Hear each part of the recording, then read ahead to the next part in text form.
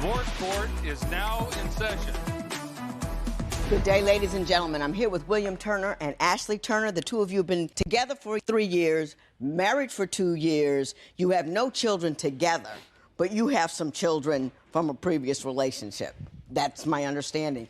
You guys are in deep trouble, and you want me to help you out. So, Mr. Turner, I'm going to start with you. Why don't you tell me why your marriage of 2 years is in so much trouble? My wife has been talking to her ex now for a while, for the 2 years that we've been married. Do you think she's still messing around with him, or is she just talking to him? I believe it could be a possibility that she might be messing around with him. Mrs. Turner, what's up with the ex? We're still friends, but we're not having relations. Do you know what disturbs your husband that you spend so much time talking to your ex? Yeah, but it takes two for that. I mean, he's been cheating as well, so. As well? So are you cheating? Well, I guess you could say talking to someone else is cheating, I guess. Okay. You know, but in a way. When you say he's cheating, what do you mean? Well, he found out he had 3 kids. I also found text messages from another woman. Whoa. Found out, when did you find out he had 3 children? I found out over social media. Were you already married? Yes. And how did that happen? I just happened to come across his ex's page. You came across ex's page? Yeah. And you were already married, and he never told you.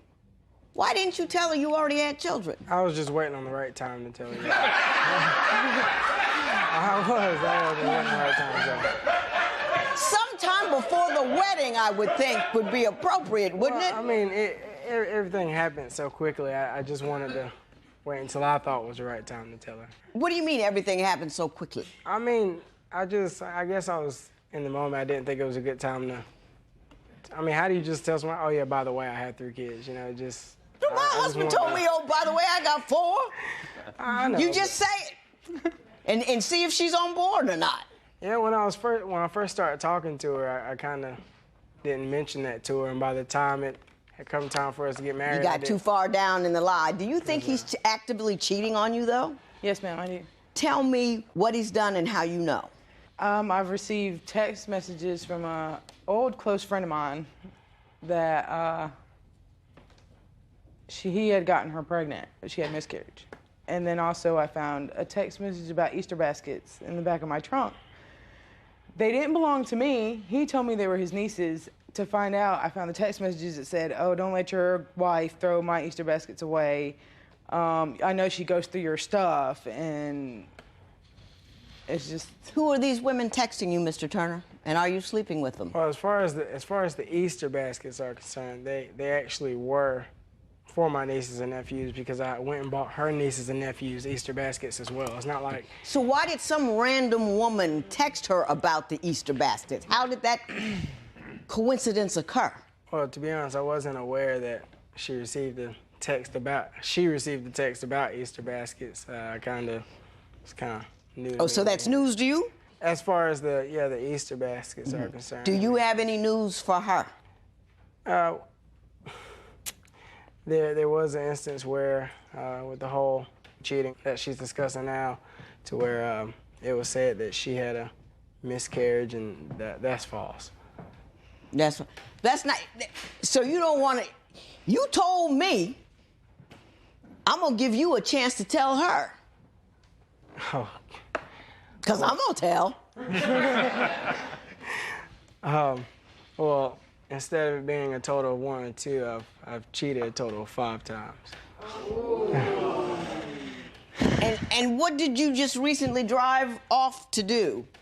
I drove to drop off a pregnancy test to somebody who it was believed that I got pregnant. And you knew that there was a possibility it could be yours? At the time, I did. Yeah, I did. That was the whole purpose of me driving down there to take it to him. Did you ever intend to be faithful to her at all? Because, yeah, I mean, in did. 2 years, cheating 5 times, that's a lot.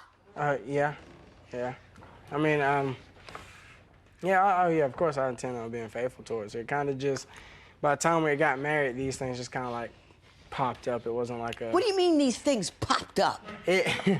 Well, like with the pregnancy test, it was like I just... It's not like the pregnancy popped up. You had sex with somebody, so that became relevant to you. Yeah. That's not something that pops up. That's something that you did. Knowing that it's hard for me to have children. Mr. Turner? I wasn't. See, at that point in time, when, especially in the pregnancy test situation, I kind of moved on. I changed all my information and everything. So by the time she had contacted me on Facebook, I wasn't expecting it. It wasn't like I wasn't expecting on contacting her again or anything. It just kind of popped up, you know. I know it sounds crazy, but it did. It just kind of, I moved on and everything. It just kind of just. But you've been a serial cheater. I wouldn't say serial cheater. I mean. When's the last time you cheated on her? It's been about 4 or 5 months. 4 or 5 months. Yeah. So like 120 days or so. But since you slept with somebody other than your wife. About, You got anything you want to say to her? I want to say to her, Yeah. I do have a baby on the way. That's not what I meant, but I thought you were going to say I'm sorry. You didn't clarify. Oh, really? Are you okay over there? About as okay as I will be, I guess. You have a baby on the way? Yes, ma'am. Ms. Turner, do you want to save this marriage? I mean, I do. I wouldn't be married if I didn't.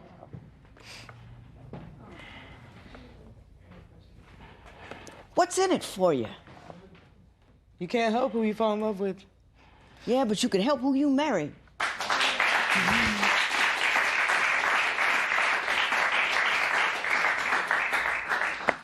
You know, things happen, I guess.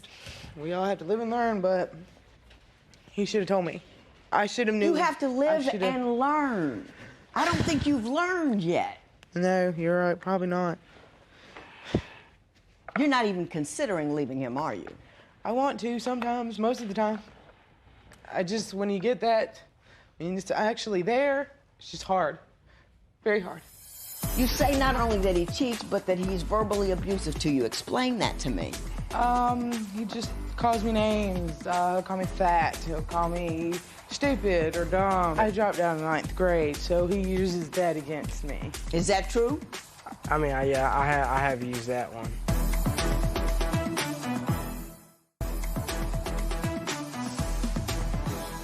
I gotta say that. I mean, this is hard. I thought I was trying to get you to apologize. And then you come out with that. How do you feel about how you think she feels right now? I feel less of a Are you woman, I upset? think that. I mean, Does it bother you? Because you're sitting there, you look like you're in a frying pan, you're doing all of that. Yeah. But do you care? Yeah, I do. It bothers me, but, you know, most of those were just, it was just out of anger, to be honest, of what. Out of anger? Yes, ma'am. What were you angry about? Well, you know, she was talking to her ex and possibly other guys, and it was. Why do you think she might have been talking to other guys? Give me something tangible. I received a text message from one of her friends saying she was talking to and sleeping with other guys just besides. Just in general, just other guys? No, a couple guys that I actually am familiar with, one of them being her ex. So have you cheated on him at all since you've been married? No, ma'am. So if someone, random person, just texts you and says she's cheating, you're going to believe that? No, but if, for instance, if I've already been put in a situation where I kind of already believe it and, you know, they have names here, then it kind of makes me lean towards Why do you already believe it? My understanding is you can come home, you say your wife disappears on you. Explain that to me. I get off work and usually she's not there, she's other places, usually at the neighbors or things like that. So she's at the neighbors? Yes, ma'am. She's usually Why is that home. a problem? Because she's never home, and I'm not on a familiar, I'm not very familiar with them where I can just go and see what she's doing, go see where she is. A lot of times I don't have a clue as far as exactly where she is. That's the dumbest thing I've ever heard. if my husband's somewhere, I can go over there and talk to him and get him. And she disappears. Well, She's see, over the neighbors. She's not is, home when I get home from work. So I'm going to go out and impregnate somebody else. What kind of sense does that make? The thing is, the way the neighborhood... Well, see, the way the neighborhood's set up, I don't exactly know which neighbor's house she... I know she's at the neighbor's, but I mean, my God, in that cluster, there's a lot of... Yeah, well, a lot of times I do try to call her, text her. A lot of times either her phone's dead or it's hard to get in contact with her the first time I call her. If it jumped off this bench and smacked you in the head.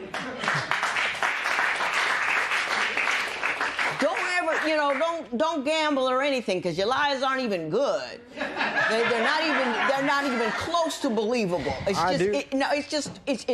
It's horrifying just to listen to you. I do have Mrs. Turner, you say not only that he cheats, but that he's verbally abusive to you. Explain that to me. He just calls me names. He'll call me fat. He'll call me stupid or dumb in front of family members, friends, and different situations, and I have to leave. Is that accurate? I mean, I don't recall that part of the argument, but... I dropped down in 9th grade, so he uses that against me. Is that true? I mean, I have used that one. But How I mean, horrifying is that? Do you teach your children? Hey! You have absolutely no moral compass at all. You've got no care for anybody other than yourself. You're just out there doing you, and you don't care what it does to her. And it just doesn't bother you. You're not interested. She crashed my car. How'd she crash your car? We're going down the road. She gets upset, starts jerking the car around. It's raining outside, and next thing you know, car loses control, car flips and goes straight through a university gate. Oh, my goodness. You two don't have any children together, right? No, ma'am, we don't. You get this one get-out-of-jail-free card, and I want you to play it. I know you want to have children with him, right? Yes, ma'am. But once you do, you're connected to him in a way that you can't separate from it. Yes, ma'am. And I want you to know that you're worth more than he values you. I want you to know that you have the right to be respected and loved and treated like a human being as opposed to just being walked all over. And unless you feel that, you won't leave him. Is he your economic source of support? Yes, he is. Can you go back to school? I can, and I plan on it. Those were my plans. I want to better my future. I mean... That was her plans, thanks to me, by the way. I just want to point Oh, aren't you a swell sure. dude? Oh! Who has anger and fits of rage? Is that you or you? Her. Tell me what she does. Well, for one, she crashed my car. How'd she crash your car? We're going down the road, and I just so much as ask her, pretty much mention her ex, and she gets upset before I can even get the sentence out. She gets upset, starts jerking the car around. It's raining outside, and next thing you know, car loses control, car flips and goes straight through a university gate. Oh, my goodness. Did that happen? Yes, ma'am, it did. Did it happen the way he said it? It does. Is it worth dying over? No. Not now, not that I know. Does she know the woman who's pregnant with your baby? Yes. I usually have something cogent to say, but I'm so done with him. He's not a good person, and I don't have any place to start with. Usually some people have some remorse somewhere. Usually I could talk about the children, or I could see that he cares about this, or I could see that he looks over at you and see you crying, and it would make him hurt. Or I could see that he says something intelligent to me that I could, say, oh, well, he can think. Let me work with him. But I got none of that. And with you, I think I've got someone who is deflated. Do you know what I mean? That he sucked all the air out of you. See, I don't think that's a fair statement. Why don't you think that's fair? It started with her You cheating. broke my cell phones, my windshield. It didn't start with me cheating. It started with her cheating, and then it just ended up happening that way with me. I had friends. That's not a fair statement to say I don't care or anything of that nature.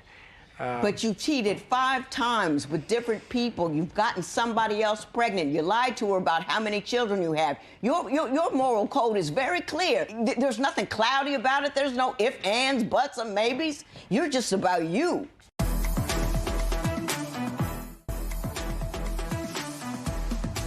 Mr. Turner, get out. Get out. Okay.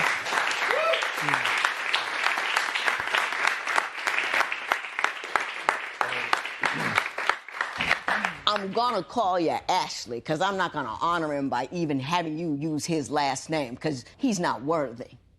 Whoever told you you weren't good enough lied to you. You are a beautiful young lady. I mean, absolutely gorgeous. And you're young, and you have time, and you have a sense of yourself that is incorrect. I know you're not gonna leave him. I get that part. But what I want you to do is to get better. Yes, I want you to go back to school so you can get some self-esteem about you. I want you to go home and jump up and down that you're not pregnant and that you're having trouble getting pregnant right now. Sometimes, you know, fate has to work a way around you. You know what I mean? Yes, ma'am. That's a wonderful thing. Don't try to get pregnant. Don't try to get stuck with a guy who doesn't care about you, who makes up stories to justify his own failures, who doesn't seem to be concerned that you're crying and that you're hurt. Knocking up women. He's not even using protection. He's going to bring you back a disease. It's just a matter of time. You're so fearful that you're angry and raging. That's not who you are as a person. That's who he's making you. He's going to make it so the next guy you get, and you do need to get a new one, the next guy you get is going to suffer from all of that anger and rage and insecurity that he's building in you. You can do better than that. I'm telling you, you can. It was a blessing that you never got pregnant. And I want you to leave here, and I want you to go back to school. I want you to talk to other people, have other plans, family, I don't care who it is, but people that think that you're somebody. And you believe that you're that somebody. And don't worry about him. Don't worry about his text messages. Don't worry about his phone. Don't worry. He's tired. He's tired and he's foul and he's going to behave accordingly. Assume that. And don't let it bother you because you got other places to be. Do you understand that? Yes, ma'am. God bless you, Miss Turner. I wish you the best. This matter is adjourned. The judge told Ashley to leave me. I don't think that was a good decision on her part. I hope that Ashley decides to move forward with it and save our marriage. When I heard that William had another children, it just kind of devastated me even more. I kind of feel a little numb, like I just don't know. Today on Divorce Court. I am here today to finally put an end to my boyfriend's non-manly behavior. She says I'm too sensitive. I do feel like when the situation gets tough, I'm not sure if he would be able to take control. All I want is her heart. I want her emotions. I don't want just to have, you know, intercourse. He can be sweet and loving, but then if something doesn't go his way, he could just be rude and disrespectful. Divorce Court is now in session.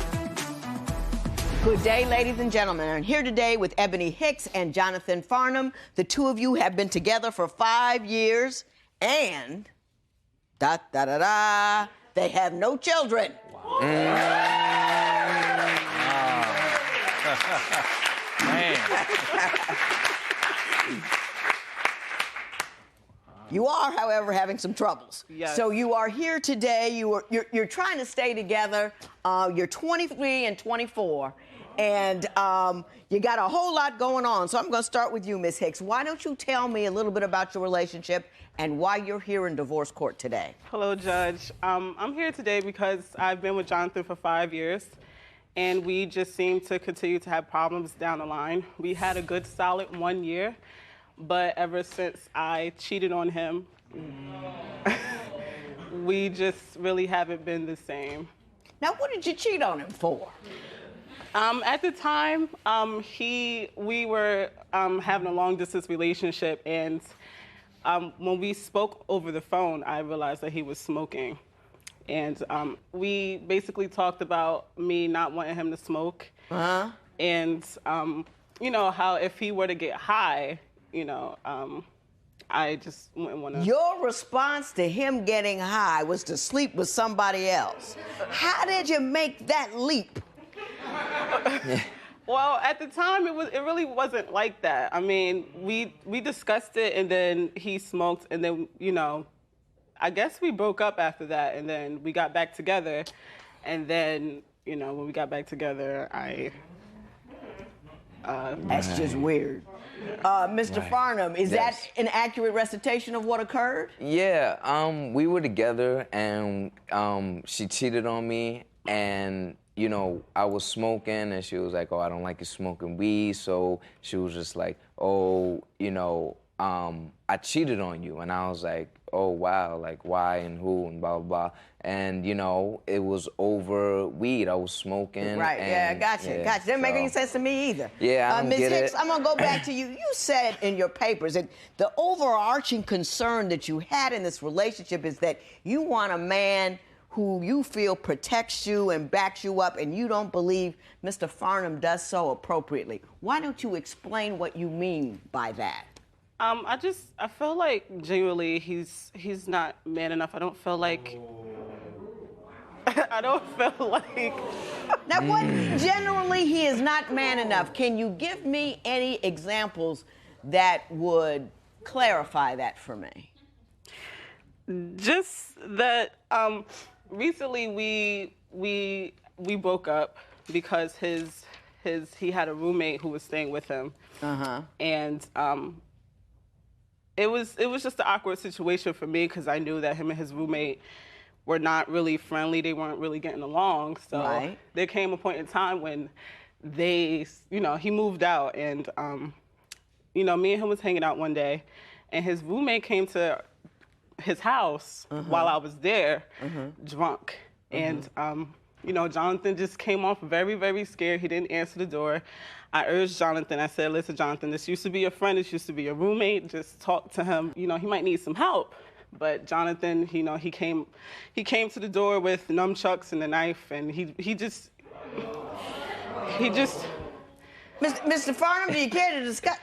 You want to talk about that? Yeah, my ex-roommate came to my door drunk, and I just left it alone. I told him to leave. I was gonna call the cops. I threatened to call the cops like 5-8 times. I was giving him chances. He still didn't leave. So I was about to go out there, you know, and just handle it like, you know, I was going to, but, you know, I was like, you know what, I'm gonna just call the cops. And then she's like, oh, you act like... Ms. Hicks, that's ridiculous. You can't.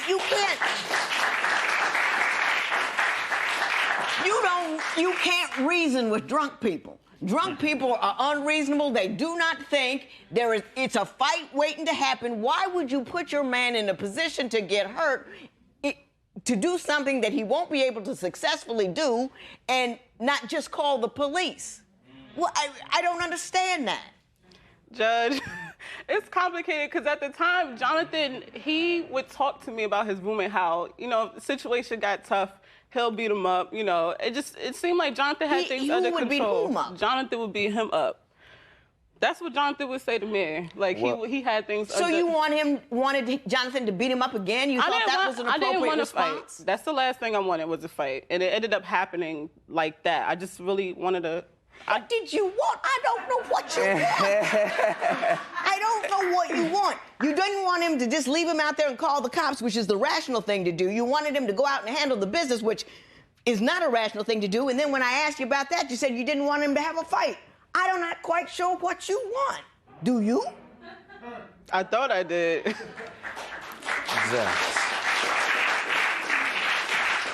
Now, I want to move on to the next complaint that you have, which is you basically think Mr. Farnham's a crybaby.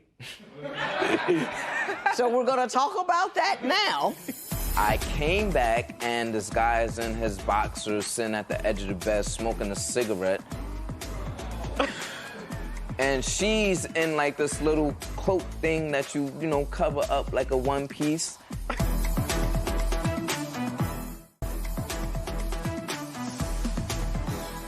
Ms. Hicks, you say he's really emotional and cries a lot. Give me some examples of when you think he was overly emotional and was a crybaby about stuff. There was a time when he called me a B, and I had to call the cops because at that time I asked him to leave, and he wouldn't leave. And I've called the cops on Jonathan about 3 times total, just from him being very emotional and just, you know. Did you feel threatened by him? Yes, I did. And, you know, there's been time, well, there was a situation when my birthday was here, and I had a male friend, and me and Jonathan wasn't together. But he had confessed to me prior to my birthday that he messed around with another girl. But we were supposed to have been working on the relationship. Yes. So it really broke my heart. But I still had my party anyway, and I invited a male friend. He ended up leaving. He ended up coming back and just pretty much stirring trouble. Like, you know, he was just very upset for whatever reason. I'm not sure what he was on that night. But, you know, I kindly asked him to go home. He would not go home. He insisted on breaking into my bedroom door, and he saw my friend. And he just kind of like threatened him with the knife. You were in bed with the friend? I was just hanging out. Now, Ms. Hicks, you and I both know that's not true. Yeah. You know, you don't break into a bedroom door hanging out in the bedroom. Mr. Farnham, do you remember that? I remember that night. Tell me what you think happened. You know what happened that night? Her and her friend was talking on the balcony, talking sexual things, and I got upset, and it was her birthday, and I left. And I came back, and this guy is in his boxers, sitting at the edge of the bed, smoking a cigarette. And she's in like this little cloak thing that you know, cover up like a one piece. And I just busted it open because I thought I left something. You saw what you saw. And I saw what I saw. I got mad. I got angry. I tore down curtains, broke PS2s, threatened, you know, broke the screen, everything, the whole 9 yards. She called the cops. I left before they came. I was at my friend's house, calming down. What they do? You know? Mr. Farnham, let me ask you a question. Yeah. It seems to me, from what I see here, that whenever you two break up, she's with another guy immediately. Is that how it... Explain to me how that happens and how that occurs. It occurs by like, it'll be a 3-week process. We won't talk, we won't hang out for a while. She'll get drunk and she'll hang out with a friend or somebody, or she'll talk to somebody on social media or something, and then she'll do whatever she does and come back to me, and then she'll tell me like, oh, you know, I respect her loyalty, but she'll come back to me and tell me what she did, and then she'll boo-hoo, and, you know, we'll get over it a little bit. And then it's back to single. Yeah, it repeats itself over. Because you guys have broken up like 15 times. Yeah, more than 15. Back and forth. Ms. Hicks, let me ask you a question. Why do you, because to me, that signals a person who can't be alone and needs to have male validation at all times. Do you disagree with that? Yes. Okay, tell me what's happening. When you break up with him, why do you immediately have sex with somebody else? I don't immediately have sex with someone else. When me and Jonathan break up, I always assume that's the end of it. And I try and move on emotionally.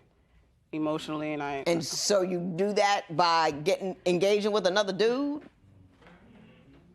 I mean, not necessarily. I don't really look at it like that. I mean... Hey. Okay, all right. Well, I got some things I want to say about that. But before we talk about that, I want to talk about money, because you say, Ms. Hicks, Mr. Farnham is so irresponsible, he gets evicted all the time because he simply doesn't pay his rent for months. I don't feel like he's ready. I don't feel like he's mature enough. Do you feel mature enough to be married? With him, yeah. So tell me about his financial irresponsibility. Jonathan, there's a time when he went almost 5 months without paying his rent. And he even started selling drugs in the area that we moved into. Now, I disagree. let's not talk about that. Do you not pay your rent for long stretches? Yes, it was a time while I was unemployed. I couldn't pay it, and there was time while I was employed, and I had a fine to pay from the day that the whole incident happened with her friend. I was paying a fine, I was paying my rent, I was paying light, I was paying electricity. I was just paying for everything, and I had no money in my pockets, and I couldn't even pay Couldn't pay the rent. Yeah. I would have paid the rent first, but okay. Yeah. You know, and working my way backward. Ms. Hicks, let me ask you this. You talk about his financial irresponsibility, which really doesn't affect you, except for the fact that you want ultimately to marry this guy, right? My question to you is this. You've broken up 15 times. You go with other guys as soon as you break up to emotionally move on, but it never happens. You say he's weak and crybaby. You want him to fight for you. You want him to... There's something in there that's hollow, I think. Do you feel afraid? Are you insecure? You're fighting to keep a relationship that doesn't seem to satisfy you at all. And what I want to know is, and you seem very upset when I raise the conflicting, you say one thing and it doesn't make sense, and you seem very upset about it. What's going on with you? I just want him to show me that we can live a happy life together, that we can be adults and take care of our responsibilities. I don't feel like he's ready. I don't feel like he's mature enough. Do you feel mature enough to be married? With him, yeah. Mr. Farnham, what are your thoughts on what I just said? Do you see a weakness and a sadness in her? Yes. Do you think she's insecure? Talk to me about what you think. I don't think that she's insecure. I just think that she just she nitpicks a lot about little things. She'll be picky about it. She has to get to the bottom of it. She just has to get to the bottom of things. There's like emotional problem because she's not emotionally there for me. She says it, and she's not emotionally there for me. What do you mean by that? She's not emotionally there as far as like I'll cry or something that happened, and she'll say like one time, I can't sympathize for why you're crying, or I don't know why you're crying. And I told her like, why am I crying? And she was like, I don't know why you're crying. It's not that serious. But to me, it's serious, and I just want to handle it, but I don't know, Judge. Okay. Yeah, I read your compatibility test, and I think I might have found a little bit of what the problem is. And I hope you can hear me, Ms. Hicks, because I'm looking at the problem.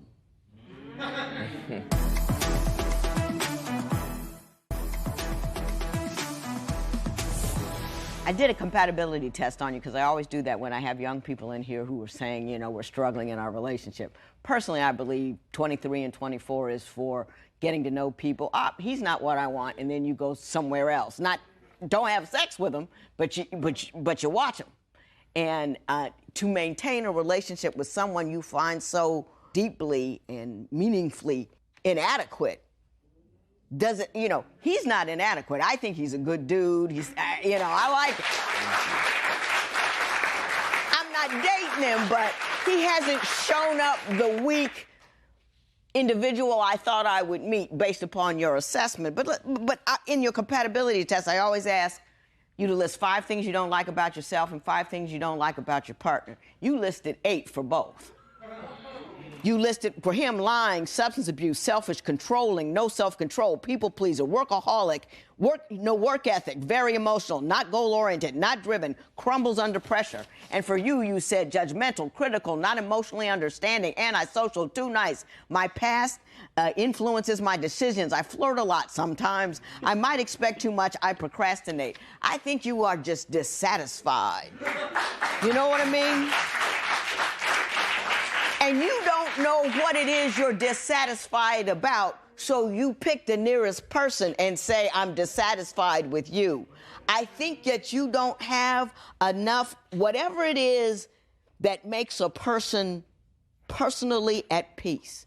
Because you're trying to fill a need, you don't know what it is. You think it's him, but you're not satisfied with what he brings to the table. But you can't get up from the table because you don't know where to go.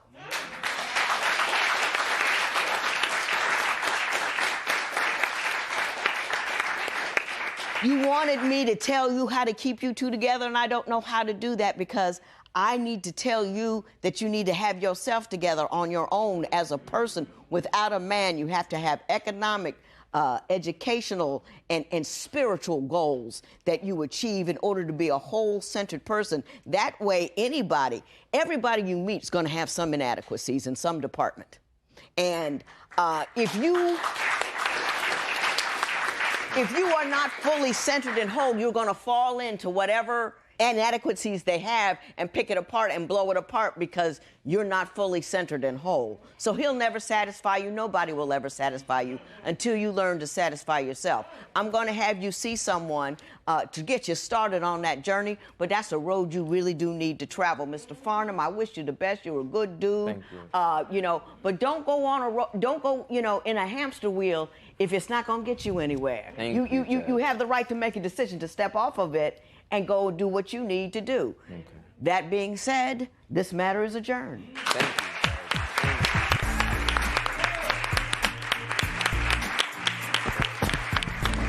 After being here in court today, I realized that my future with Jonathan Farnham is not going to continue because I still have a lot of work to do on myself.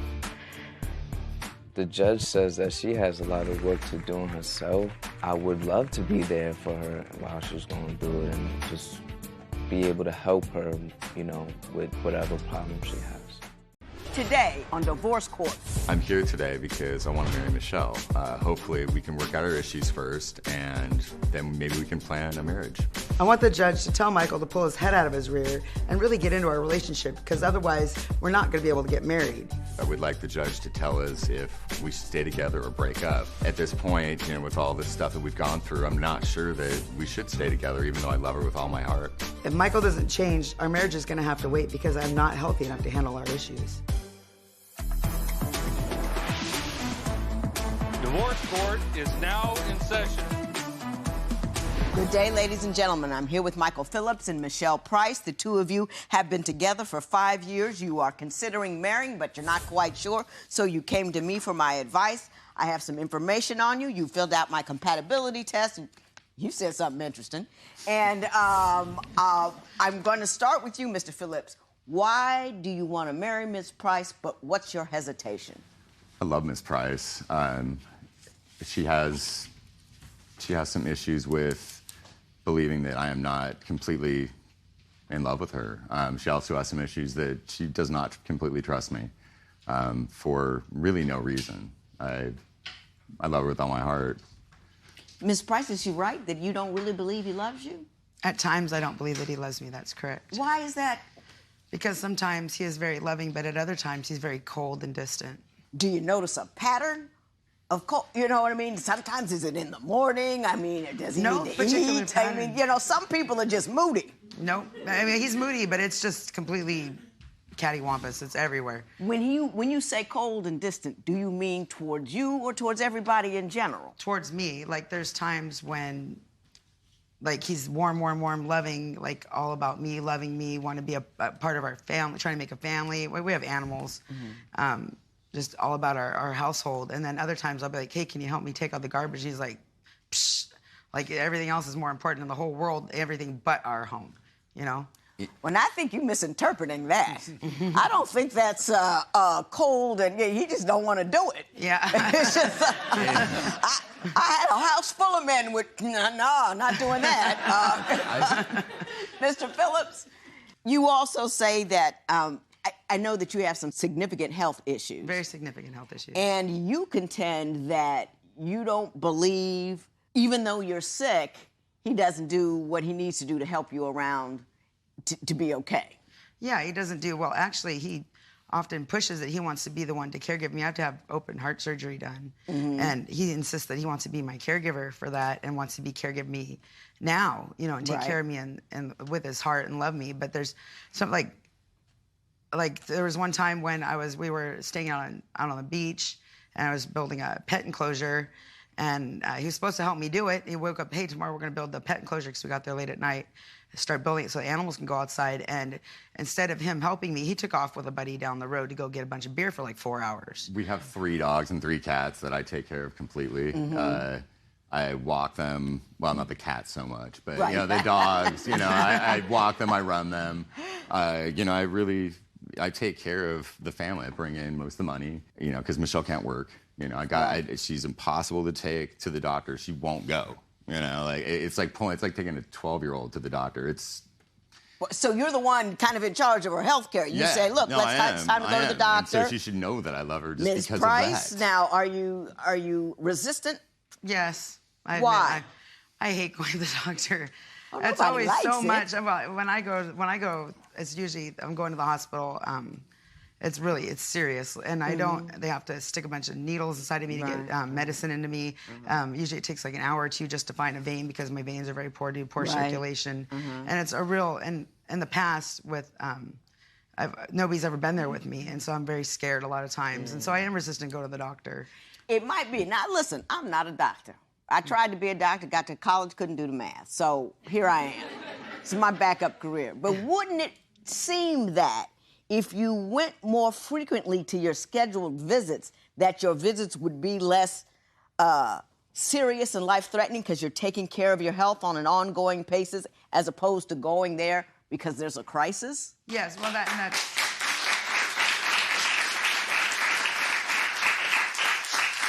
And I do agree with that, but the whole point of Michael being one of the reasons Michael, one of the things he said he would help me do in my life is help me go to those visits more often because I get cloudy-headed a lot because I have congestive heart failure, and it affects, I have TIA strokes, so I can't. Get a little tight. Yeah, why? But he brought it up. He's the one who says he can't get you to go. Isn't he trying? That's not always true. What always is coming up is stuff in his life that is coming in the way of me going to the doctor, because he does DJ work. He's a DJ, and so he's always trying to make a phone call here, make a phone call there. I don't have a phone. I know he gets mad at me because I'm supposed to not get a tablet, get a phone, but he gets mad at me because I want to make a phone call and I can't use the phone. He won't ever let me use the phone, even make a darn phone call. I've given up. I've given up a lot, though. I don't know how we got to going to the doctor to the telephone. I don't know how that happened. Okay. So I'm going to reset things a little bit. Okay. So what kind of things does he say to you that makes you believe that he really doesn't want to take care of you? He says things like when we get in an argument, he says that he wants me to hurry up and get my heart taken care of so he can leave. That's not true. Mr. Phillips, what's your response? That never happened? It happens. That never happened. It happens every time we get into an argument. No, I don't believe that I did say that. That's very insensitive, and I don't think that I would say anything. He's bold-faced lying right now. Okay. Bold-faced lying. No, she has a very serious heart condition. No. I get it. We can go back and forth on this all day. I want to get a general sense of the greater relationship. So let's just move on from here. He makes comments like, I'm a pretty lady, except for all the really pretty ladies in the world would not think so. He makes weird, undermining little comments like that. Never. And then he says that he loves me even though I may be chunky. No. Yeah. Never Well, made a now comment I'm like saying, that, are you saying he loves me even though? I mean, does that make me feel good about myself?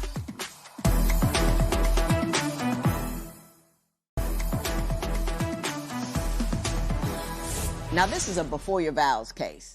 And typically, we don't get this kind of complaint on a before your vows. We get this after the vows, which is the sex isn't what it used to be. You say that you believe that she's not as interested because she's not comfortable with her body anymore. Why don't you explain that to me? I believe that's true.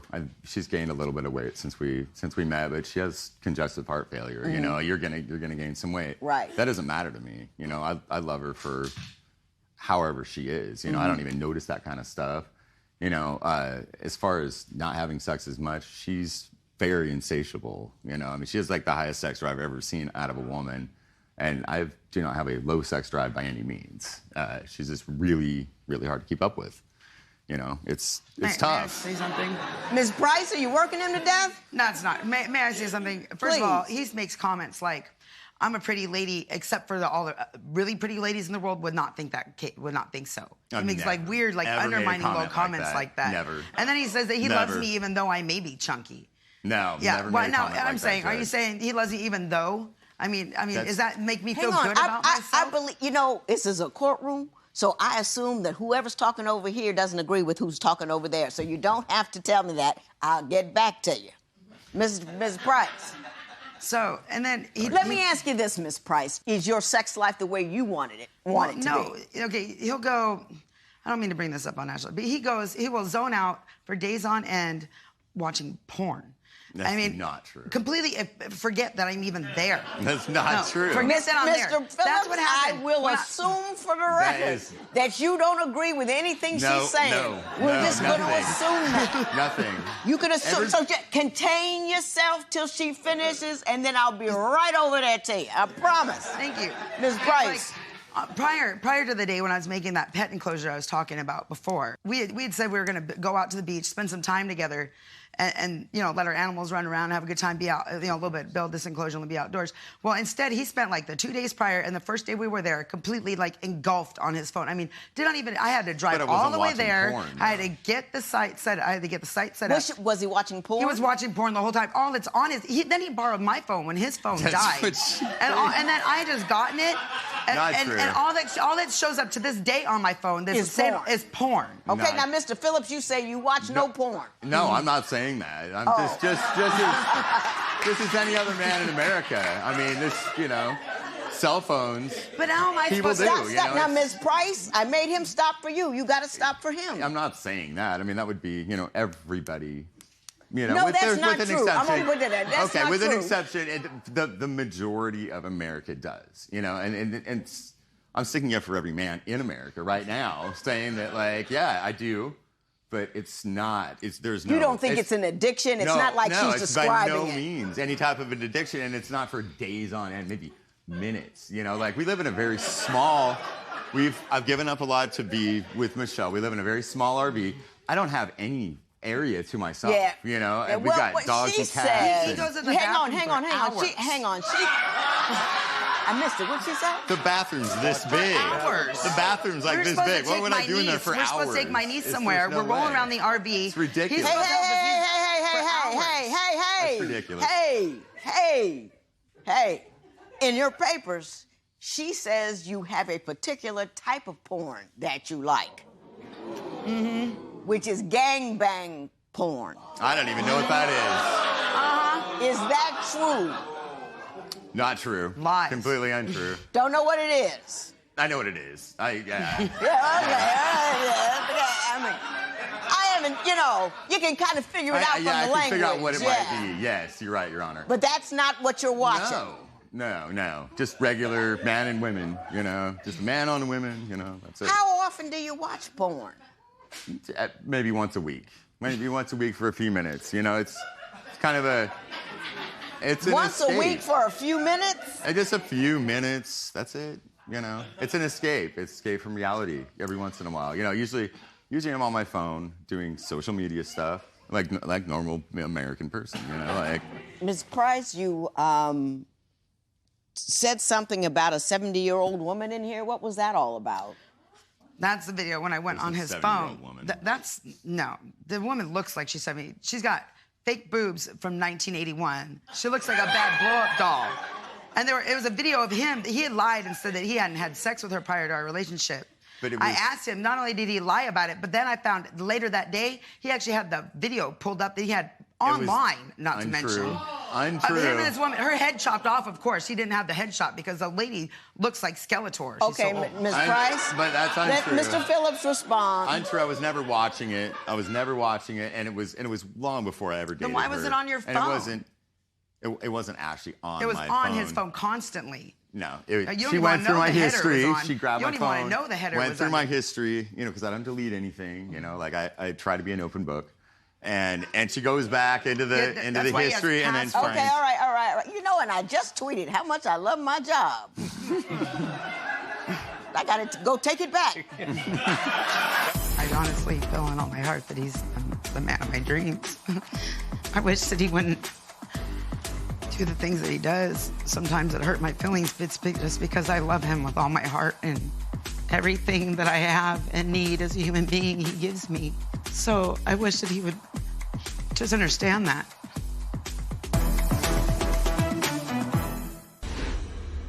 Just so we all remember why we're here. This is before your vows. You two are supposed to love each other and are trying to decide whether or not you're going to get married. You know, that's the thing. So I made you fill out a compatibility test, and you said what I thought was the sweetest thing.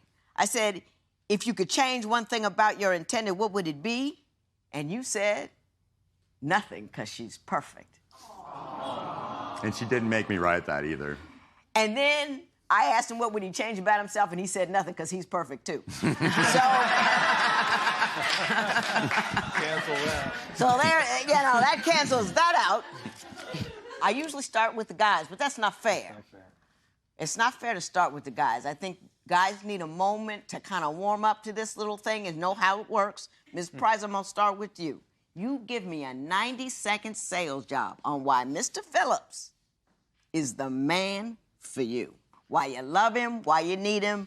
Don't say nothing negative about him. Because I honestly feel in all my heart that he's the man of my dreams. I wish that he wouldn't do the things that he does. Sometimes it hurt my feelings, but it's just because I love him with all my heart, and everything that I have and need as a human being, he gives me. And he doesn't realize how much I need him and how much I want him to be there for me for my surgery. So I wish that he would just understand that.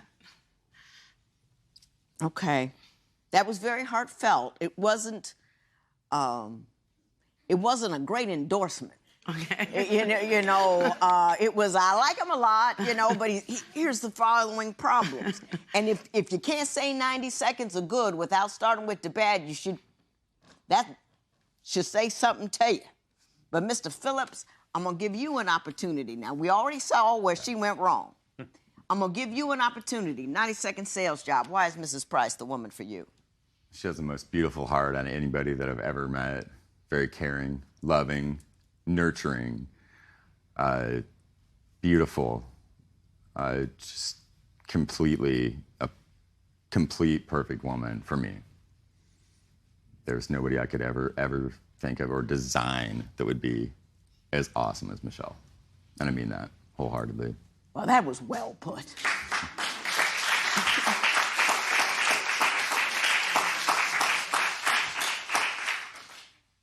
I think he means it, Ms. Price. And I think he watches a whole lot more porn than he says he does.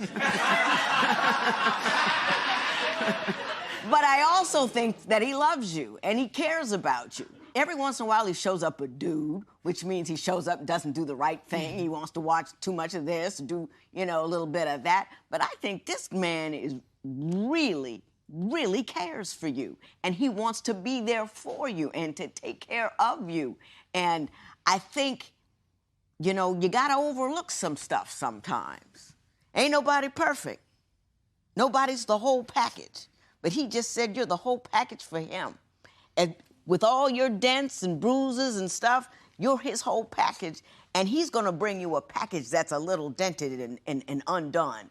But I think you kind of need to see it for what it is. You with me? Yes, I am. See, if I gave you another 30 seconds to clean it up a little bit, do you think you could do a little better? I don't know. You're killing me, Miss Price. You're killing me. I'm trying so hard, and you're giving me nothing. Absolutely nothing. I love, there's nobody else I want to spend the rest of my life with than him. Nobody. Okay.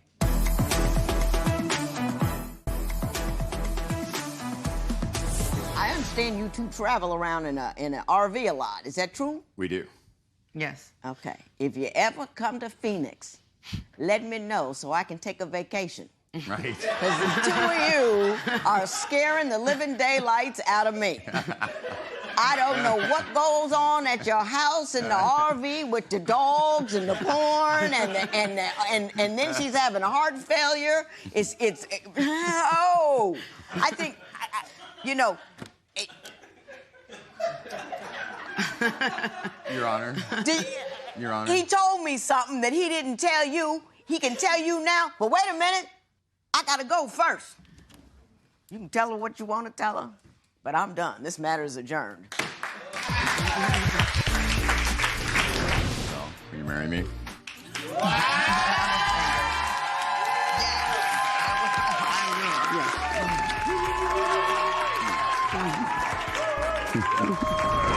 I thought the judge gave us really good advice about, really good advice about how I should lighten up on you a little bit and realize how much you love me. I believe so, too. You think so, too? Yes, I definitely That's really believe funny. so. I think it's really going to help our upcoming marriage because I think that she knows that we love each other a lot. And Well, I think if a we're gonna judge be can okay. tell that you love me, that means you probably really do. So, I definitely love you. will you give me a kiss? Love you. I love you, too. Today on Divorce Court. I'm here today to bring communication into my relationship, to work on how I handle situations. I'm here to get help with communicating with my wife. She has a problem with keeping her hands to herself, and when Nikki pops off and gets physical, it kind of scares me for her safety and my safety. You don't trust me? Then yes, I pop off. I get physical because I've had enough. I'm sick of it. Divorce Court is now in session. Good day, ladies and gentlemen. I'm here today with Nikki James and Brian James. The two of you have been together for 3 years, but married for one. You are in divorce court already. You have one child together. Mrs. James, I'm going to start with you. Why don't you tell me about your relationship and why we're here today? We are here today because Brian has trust issues, and I'm feeling as if we need to work on our communication. Tell me the nature of the trust issues. He goes through my phone 20,000 times a day. It's okay for him to go through my phone, but it's a problem for me to go through his. Mr. James, do you go through a phone a lot? Yeah. What are you worried about? Not so much as worried, I just don't want to be a fool at the end of the day. Has she done anything to cause you to believe that she is cheating on you or doing something inappropriate? Yeah, whenever we argue, she's not around, and I try to get in touch with her to find out the whereabouts, and I can't because she won't let me know. Do you have any reason to believe that she's going over a guy's house? Maybe she's just mad and off pouting at her mom's or something. Well, just the fact that she won't be up front and tell me where she at when I'm asking. Because I feel as if it's no need for you to know. But it's preventative on your part is what you're saying, Somar. You don't want to look like a fool, so you look through her phone just in case she might be doing the wrong thing. And when I have looked in the phone and found something... What did you find? I have found talking to ex-boyfriends and little notes. What kind of things was she saying? To the ex-boyfriend or notes? Either one, whatever's most incriminating. Most incriminating would be the notes she would write to herself saying that she wished she was living that military life, more houses and more cars and no stress, and then revert back to me how this is a struggling life and calling me all type of B words and just different names. So do you write down somewhere on your phone or wherever that you're dissatisfied with the life you're living with him and calling him a B and all that? I do, because that's how I get my anger out. Either it's in a notebook or it's in my notes on my phone, which I have the right to my feelings. That's a problem with him. Mm-hmm. So he goes through my notes, and if those are my feelings, why are you even reading through it and then trying to come back to me with, why did you say that? I'm entitled to my emotions and my own feelings. I'd rather write or jot it down than react. So most of the time I react. And I agree with you 100%. I agree with you 100% about it's better to write them down than react. But let me ask you this. Once you write it down, do you come to him with your concerns in a reasonable, rational way so that you can somehow overcome those feelings by fixing the problem? When I write it down or I put it in my notes, I later go back to it and read through it to see, you know, how stupid it may have sounded, or, you know, like, Nikki, you were really feeling this way about this? Yeah. And then I'll delete it. And sometimes I don't delete it because I'm so set in that emotion. Now, Mr. James, I'm gonna throw this out there for you. She's writing down her negative feelings. People think all kinds of bad stuff all day long, and she's writing it down so she doesn't act on it. Don't you think she has the right to just purge her emotions on somewhere? As long as she's honest with you about her concerns, don't you think she has that right to privacy? Yeah, she has right to privacy. I have no privacy if you keep going through my phone. You say she has a bad temper. Give me some examples of the things that she's done in a fit of anger. If we're in the car, it'd be like slamming on the brakes, or just driving real fast, or breaking up the car, or if I'm out the car, she try to run me over. When you say breaking up the car and phone, what did she do? She used the car as a weapon. I broke my windshield. You broke your own windshield. She threw her own phone at her own car windshield. Do you drive all fast and crazy and slam on your brakes? I may accelerate, but I have learned to pull over, take time out to calm down myself. Yeah, because the rest of us on the road don't want to die because you can't control your temper. I'm just making sure you understand that. Right. But I have even tried to, because he nags of accusing me of cheating constantly. And if I already answered it once before, why do you keep bringing it up? What does he nag about? Just the need to know. So who you sleeping with? So who you sleeping with? And I answer, nobody. So who you sleeping with? 10 more times, and I'm trying to drive. So, and I know I have an anger problem. So I pull over. I even take my key out. I asked him to get out first, and that was a no. So I'm gonna get out and walk. Mr. James, are you riding her about who she's sleeping with when, in fact, you don't have any concrete evidence whatsoever that she's doing anything wrong? No, I have evidence. It just haunts me. Well, tell me what the evidence is. When you hiding in the bathroom, using your phone, and you're on Facebook talking to... Who's she talking to on Facebook? Supposedly, everybody's her cousin, and I don't know who her family is, but... Well, are you friends with her on Facebook? Sometimes when we match, she unfriend me all the time. Do you unfriend him? Seriously. I do. So that's why I got trust issues. I unfriend him on Facebook because he feels the need to, whoever I add as a friend, he'll go add him. You don't know that person. Every single person. You don't know this person, so why are you trying to add them as a friend? Okay. Well, why do you have them as friends? Well, let me ask you this, Ms. James. You say that he's always expressing his feelings about your relationship on Facebook. Is that true? Tell me what. So everybody knows you're going through problems because these women never know what they have until it's gone, and da-da-da-da-da. Like, you and your emotions all over Facebook. So basically, if somebody wanted to talk to you, they already know what to say because you're going through something. So if whoever... Mr. James, do you share your problems on Facebook? She talks to our neighbors and talks to everybody in the neighborhood about me. Yeah. And our family and our business. I got some feelings about all of that, but before I get to my feelings about all of that, I want to talk about the police, your children, and how you behave. She be up to stuff, and she does things to manipulate and put me away. I'm not gonna hit no female. Why you gonna start a fight with a guy that you know ain't gonna hit you back? I did not. It was over $150 because I told him I was. Did you put your hands on him? Exactly. No, I maced him. It hurt.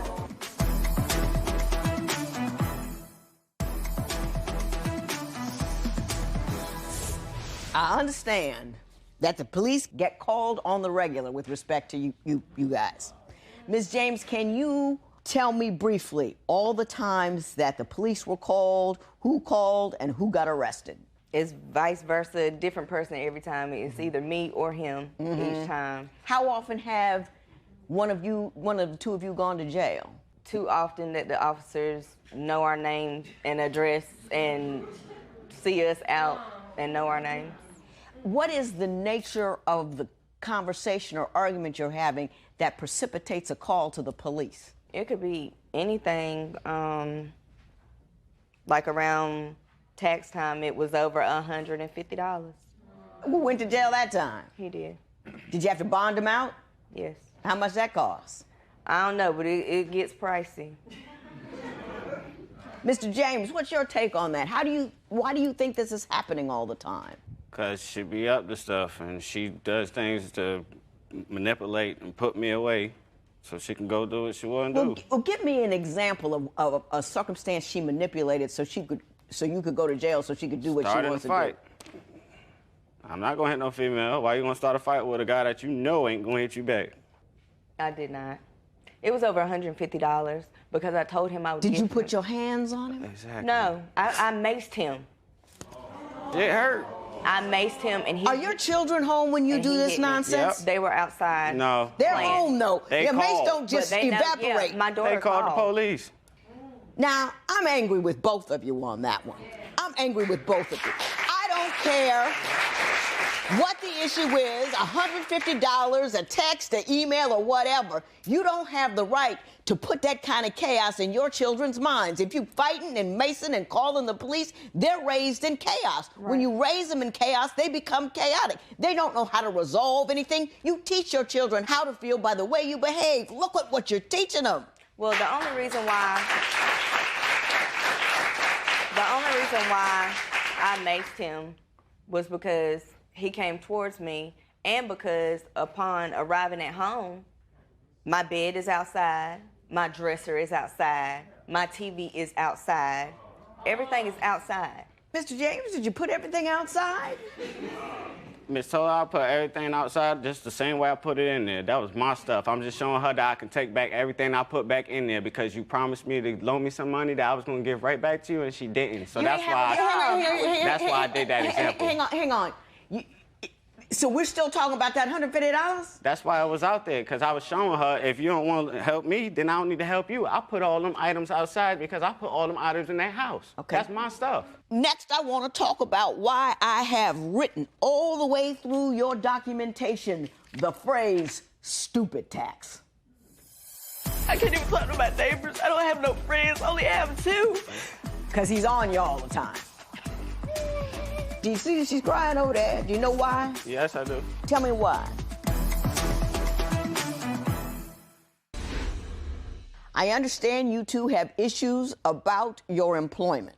Explain to me who's employed, who's not employed. Mrs. James, I'll start with you, and then Mr. James, you can tell me your version. What's going on there? I quit my job.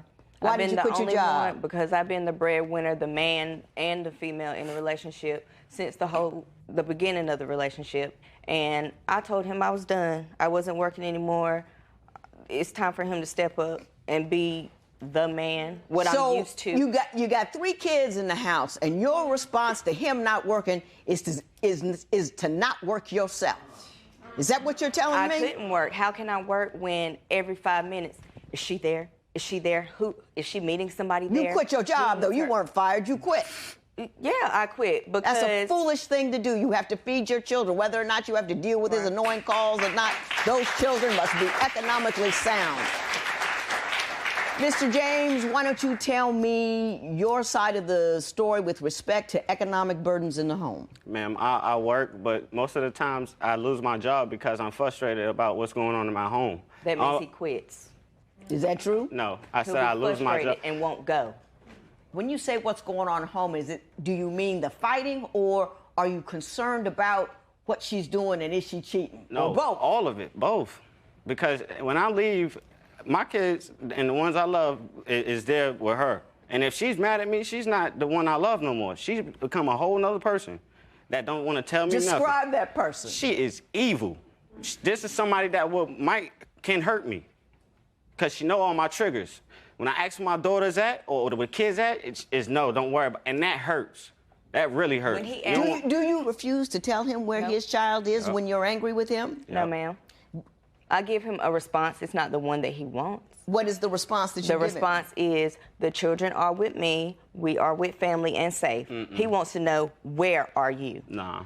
My exact location. Well, if you're with family, why can't you tell him? It's his kid. Why not? Because he rules every other aspect of my life. Like, if I'm mad at you, please just give me a chance to sit and vent to my family. That's a problem in itself. I can't talk to anybody. I can't even talk to my neighbors. I don't have no friends. I only have 2. Because he's on you all the time. Let's give her a moment. Do you see she's crying over there? Do you know why? Yes, I do. Tell me why. Because when the real and truth hurts, keeping it real hurts. But it was about you, and you ain't even heard that. What? Why are you crying? Why don't you tell me, Mrs. James? Because I feel like I have no freedom. I can't be me. And then when I try to be me, oh, you it's like somebody totally different. You must be doing something. I like to have fun. I like to have the freedom to say what I want to say or talk to people without it being, oh, how do you know him? You used to date him or... Yeah, I got it. I know exactly what's wrong. I know exactly what's happened. I know everybody I'm going to yell out, with both of you, which is both of you, and I'm going to tell you about the stupid tax.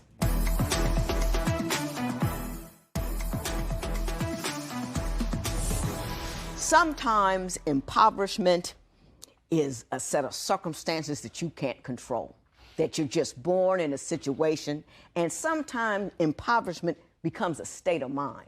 And never let your emotions get in front of your money. When you let your emotions get in front of your money, that's when you're paying the stupid tax. All that bail, all of those windshields, the car, that fighting, the breaking, all of that is stupid tax. You didn't have to pay it because you paid it because you're not grown enough to handle your feelings, taking care of the car and all that kind of stuff.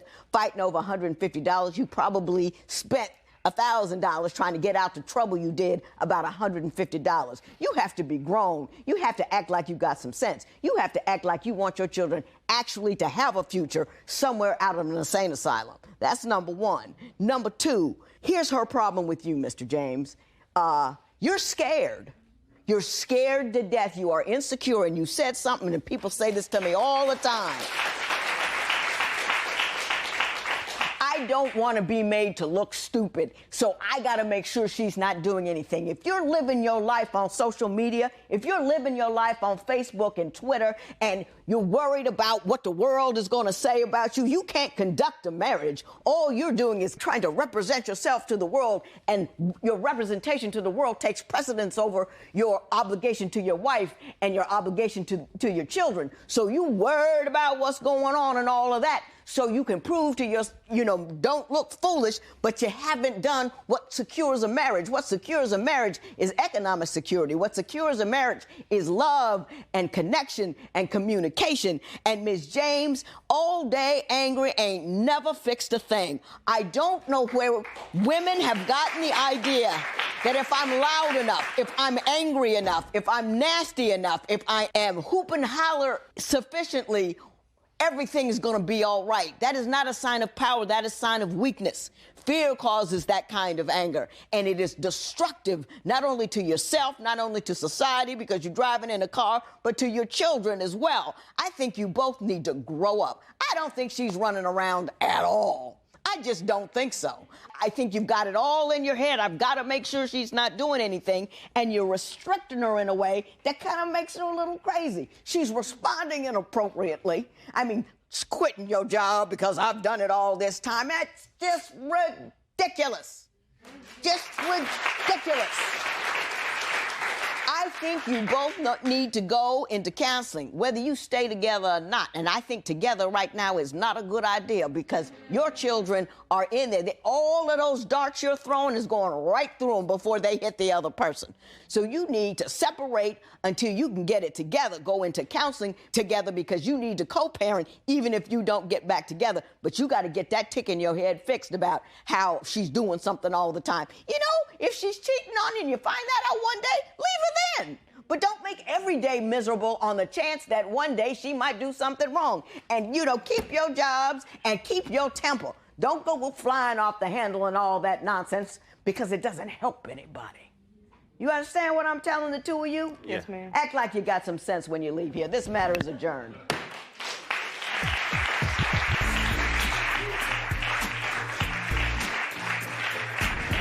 Judge Lynn Toler wants me to separate from my husband, but I feel as if that's not going to happen. We can pursue counseling and move forward that way because I love my husband and I got married for a reason. Even though I feel like my wife has cheated before, I want to save my marriage because I'm all into this family and I want to be there, watch my kids grow, and I won't let no other man or female step into this, take my position. And my kids know I love them, and I love them, and I will show them. Today on Divorce Court. I'm here because I want a better marriage. She knows her buttons to push with her words, so she'll say that slick, side remark, and I give her that look like, oh, for real? He talks to other women, and that makes me feel like I'm not good enough. I didn't have sex with these women, but I got the crucifixion for it, so I feel like if I have to be crucified for the crime, I should be at least given the opportunity to do the crime. He signed up to be married and the kids, so I think he should show us a little bit more attention. Divorce Court is now in session. Good day, ladies and gentlemen. I'm here today with Lucy Heyman and Marcus Williams. The two of you have been together for 10 years, married for the last 2. You have 2 children together, but each of you have 2 children outside of your marriage. You two are in trouble. Hence, you are in divorce court. I will start with you, Ms. Heyman. Why don't you tell me what is the nature of the difficulty in your marriage? The nature of his difficulty is Marcus has a problem talking to other women. Let me just put this out there. From my notes, I have in the 10 years that you guys were together, you've broken up and gotten back together, and on one of your breakups, both you got someone pregnant and you got pregnant. Yes, ma'am. Now, how does that happen? Basically, when we broke up, he actually broke up with me. Mm-hmm. And I was hurt, you know. We had been through a lot, and I was actually with someone that I knew for a very long time. And we actually had a baby. Mm-hmm. Just because you know somebody doesn't make sex any less fertile. You know what I mean? And what happened on your end? I was just doing me, to be honest with you. You got to support those kids now, right? Oh, I support all my children. And that's one of your problems between the two of you. I wouldn't say it's a problem. I just feel like she doesn't understand what it's like in that situation. Okay. My understanding is you think he gives one of his baby's mothers too much money. I don't feel like he gives her too much money.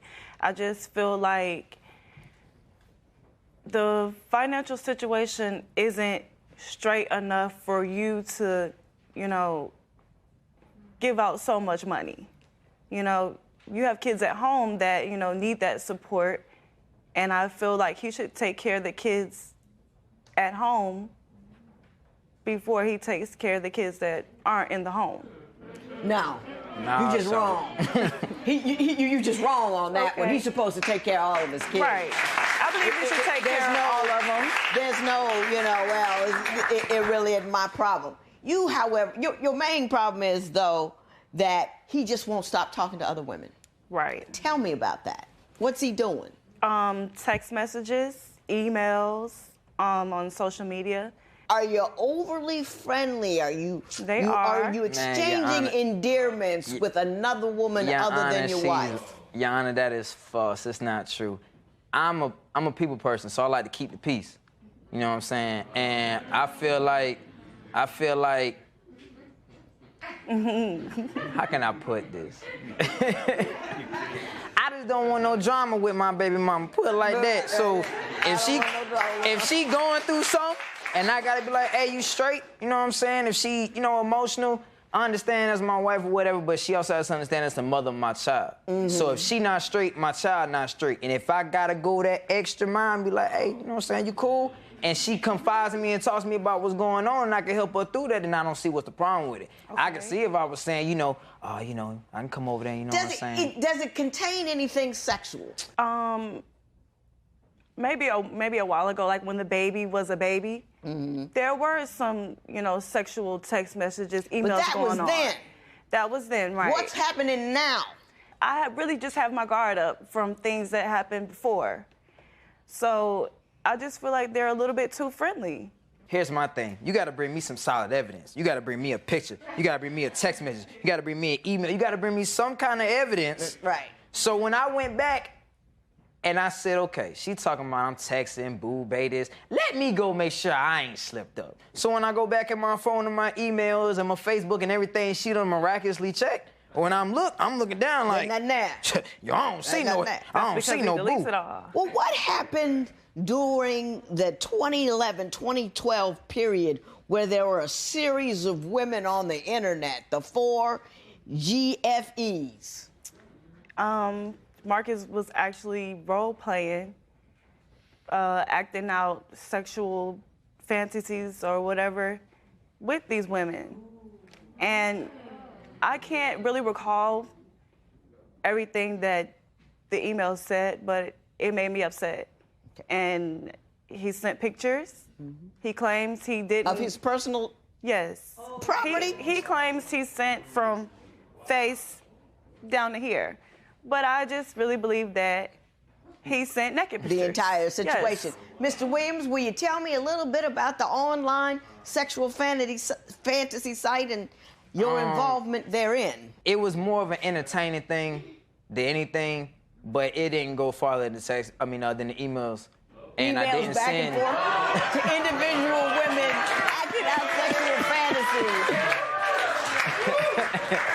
Now you knew that was tired. You couldn't even get it out of your mouth without laughing because you knew how tired that was, right? Yeah, I understand. Now, let me help you out if I can. You said you weren't being valued as a husband. What led you to believe, or what led you to feel that you weren't valued as a husband? I mean, I feel like I should be able to do what I want. Let me ask you this. What does she ask you to do that you believe is above and beyond what you ought to give her? Doing stuff for others before I do as? for my own. Like watching somebody else's kids and they not giving you collateral. Collateral? I never heard of collateral before. Ms. Heyman, we've talked about collateral, now I want to switch to sex. You say that you think that's the only thing holding your relationship together, and I want to know why you think that. He'll hold the hands up and he'll... I sure will. You know? I sure for do. hours. I sure do. For hours, you know, and... Are you playing with the kids? No, he'll play by himself. That's not true.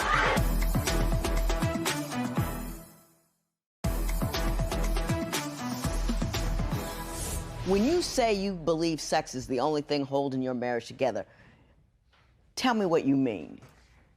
I feel like that's the only intimate time that we have. You know, I feel like that's the only time, well, he'll tell me he loved me, and I really feel it. I really believe it, you know, and that's why I feel like that. You wrote something in your papers that I think a lot of women have as a complaint. You said, when he's here, he's never here. Right. He's here on the phone, right. He's here dealing, but it's never eye to eye, right. me to you, soul to soul, hear me. Right. Mr. Williams, do you have any idea what I'm talking about there? Can you see a little bit of what I'm saying? Yes, ma'am. Okay. Are you there when you're there? Yes, Your Honor, I'm there. My issue is she's not that affectionate. She doesn't kiss me like that. Like, she don't like kissing. I like kissing. You know what I'm saying? I'm an affectionate man. I love, you know what I'm saying, being affectionate with my woman, but if you ain't gonna, like, accept it, then what you want me to do? And then with the being here thing, like I said, I pay the bills, I make sure you straight, I make sure the kids straight. I'm coming home to where that refrigerator at. So when that refrigerator go down, then that's when I'm leaving. Until then, I'm gonna be at home. So I don't know what she talking about. I'll tell you. Correct me if I'm wrong. Women need to be heard. We need to know that you care about how we feel. Yes. And what she's doing is she doesn't think you care about how she feels, so she's not affectionate. She feels like not a person. And it's really easy. This is the deep part. It's really easy to satisfy that. 10 minutes of conversation. Right. And we're straight. But No, not just this, that, or the other, but hearing her. Do you see what I'm saying? Yes, ma'am. Did I get it right? Yes, ma'am. You got it right. You got to hit the nail on the head. Now let me add. That's because I've been here forever. I've seen it.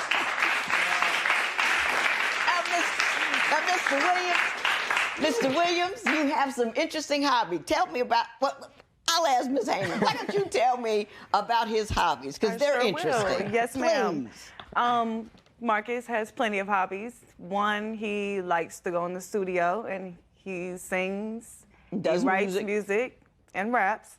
And he plays with these little collector's items. And then, like, he'll hold the hands up and he'll, psh, I sure will. you know, I sure for do. hours. I sure do. For hours, you know, and Are you playing with the kids? no, he'll play by himself. That's not true. That's not Plays true. by himself. You're not not fighting true. action figures by yourself, That's not are you? true, Your Honor. I Well, draw. what do you do? I draw. Uh-huh. I draw. I have a lot of hobbies. So one of my dreams is to create my own manga, which is the Japanese word for another comic book. So I bought the collectible figurines for 3 reasons. 1, I collect them. 2, they're gonna be worth some money in the next couple of years, you know what I'm saying, when they get discontinued. And then 3, they help me with my drawing. So yes, I will act out a scene that goes in the comic and then will sit there and literally draw it and write down the words. The and all words to that comic. Of course, that's Yeah, what I gotcha. want to do. Now, if that's a problem, I could go throw that money I spent on that at the strip club, but I don't. I got you. We both split the bills. Oh, you work? Yes, ma'am. I work 15 hours a day at a warehouse. Yeah, she works. I work as well. And now everything changes.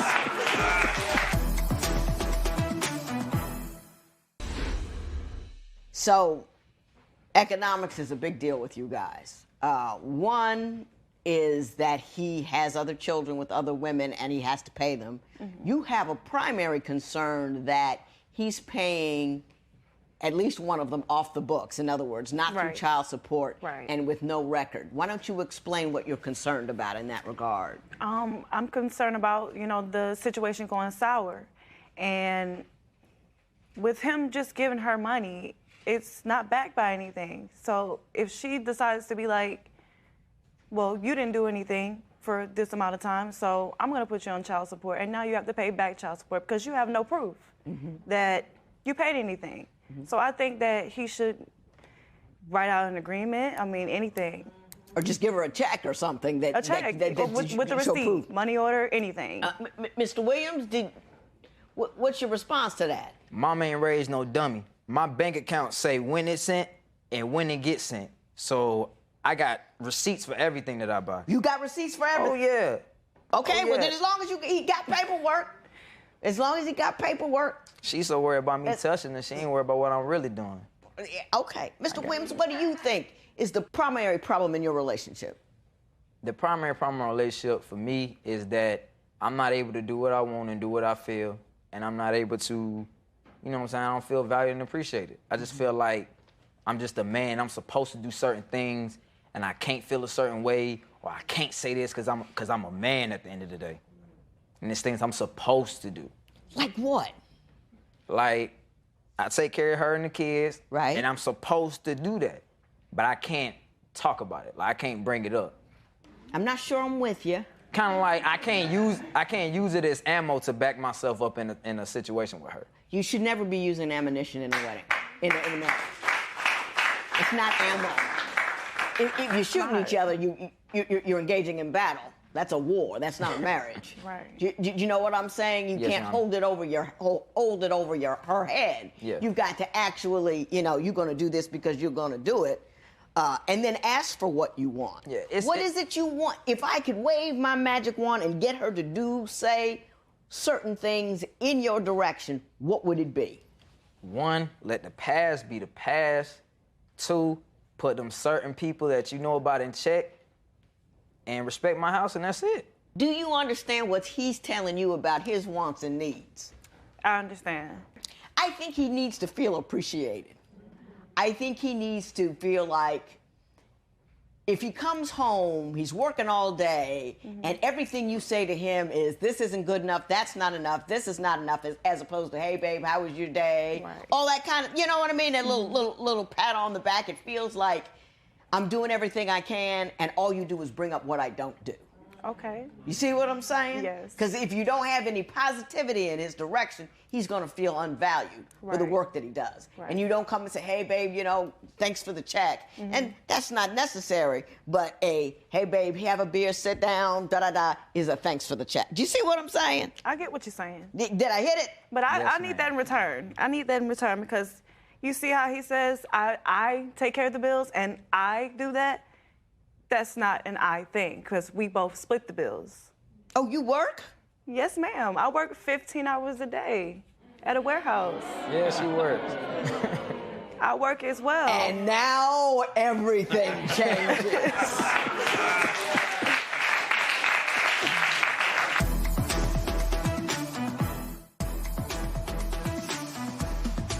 Now, Mr. Williams, I see the light. And it's all streaming on you.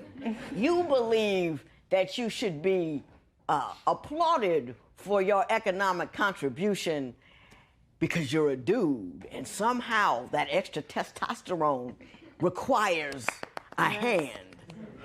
And that her money is house money, which you don't have to respect, that you don't have to applaud, because it may not be as much as yours. It is. It is? Yes, ma'am. Your stuff is sad, tired, weak, and wobbly. Now, if she's working that hard outside of the house, you should be working that hard inside of the house. Everybody wants to claim manhood when it's convenient, but not when it's inconvenient. I'm the man, I make the money. She's making the money too. And she's cleaning, and she's cooking, and she's taking care of the kids. Nobody gives her a moment to breathe when she gets home. No one. And all you can say is, but I got my artwork, but I got my music, but I got my hobbies. What has she got? It's a question. Oh, I mean, I don't know. What is her joy? I don't know, y'all. I ask her all What the is her time. pleasure? She got many. Dancing, for one. Does she do that on the regular? No, but of course she Does blames that on me. Does she have time? Yes, No. she got time. You say money, then my time. You say I bring in money, then there's my time. She brings in money, she needs time too. Some of that time she needs to be with you. Okay. Some of that time you need to handle your business at the household while she can handle her business just like you do. The joys and the passions and the hobbies, she needs to have that as well. You can't claim man when it's convenient. You got to claim man all the time, and a good man not only financially contributes, but contributes to the health of the relationship. All that kissing you looking for, you start that sucker up. I do. You know what I'm saying? But she has to be appreciated in total. She's not feeling appreciated. Do you see what I'm saying? Yes, ma'am. Because you came in here and talked about money like you were Warren Buffett with a stay-at-home wife. And clearly that is not the case. Right. Not- You hear me? Yes, Your Honor. Respect her. Listen to her. Hear her. This matter's adjourned. Thank you, Your Honor.